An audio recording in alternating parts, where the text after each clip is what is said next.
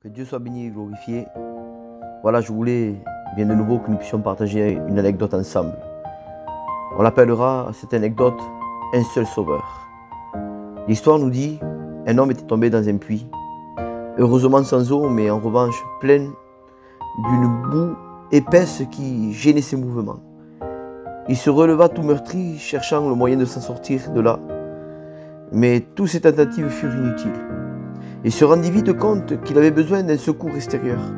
Or, le puits était dans un lieu qui était un petit peu écarté du chemin, et se mit à crier de toutes ses forces, et fut réconforté en entendant des pas qui s'approchaient. Quelqu'un se penchait sur le puits et dit « Pauvre homme, vous allez mourir de faim dans ce puits. Mais j'ai un pain dans ma besace, je vous le donne. » L'homme, en voyant le pain, envoya le pain, et le pain tomba dans la boue. Et les pas commencèrent à s'éloigner. Un peu plus tard, quelqu'un d'autre entenda les cris et s'approcha. Et il dit comme cela, « Pauvre homme, je vais faire quelque chose pour vous.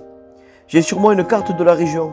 Je vous la donnerai, elle vous permettra de trouver votre route quand vous serez sorti de ce puits. » La carte alla rejoindre le pain au fond du puits. Le malheureux se désespérait quand deux nouveaux pas s'approchèrent. Et là, il va dire, « Mon pauvre ami, prenez courage. Je vais aller chercher une corde chez un ami près d'ici. Je l'attacherai à la margelle du puits et je vous lancerai l'extrémité. Vous la saisirez et je serai assez fort pour vous remonter. » Ce qui fut dit fut fait. Bientôt, le malheureux était hors du puits. Cette histoire, eh bien, vous avez bien compris que c'est une histoire, c'est une parabole. L'homme tombé dans le puits est une image qui peut représenter eh bien l'humanité tombée dans le péché, dans la boue du péché, condamnée à y périr. Les deux premiers passages représentent les religions inventées par les hommes. Elles ne lui offrent qu'une aide dérisoire, qui ne changera rien, mais rien du tout de son état. Elle le laissera dans son péché. Et la troisième est l'image du Seigneur Jésus, qui est le seul capable de tirer l'homme de la fosse boueuse de son péché.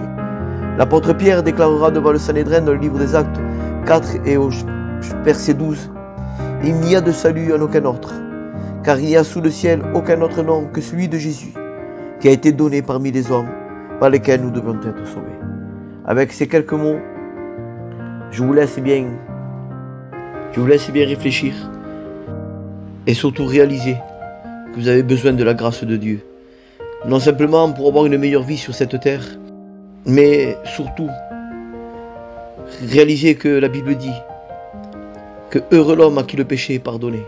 C'est-à-dire qu'un homme comme une femme, si leur péché n'est pas pardonné, ce sont des hommes qui vivent bien, qui sont malheureux, des gens qui ne peuvent pas faire ce que eux ils désirent, car le péché rend esclave l'homme.